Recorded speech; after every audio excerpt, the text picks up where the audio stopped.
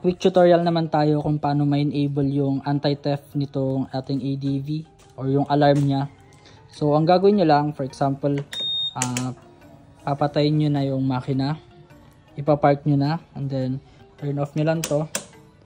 Tapos i-press nyo lang to na isang beses.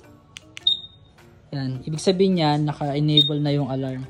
Makikita nyo dyan, kapag may red na indicator dyan, ibig sabihin nun, naka-enable yung alarm. So, i-test natin. So, yan, nag-a-alarm siya.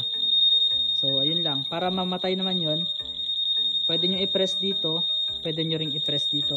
Kapag dito nyo na-press, naka-enable pa rin yung alarm.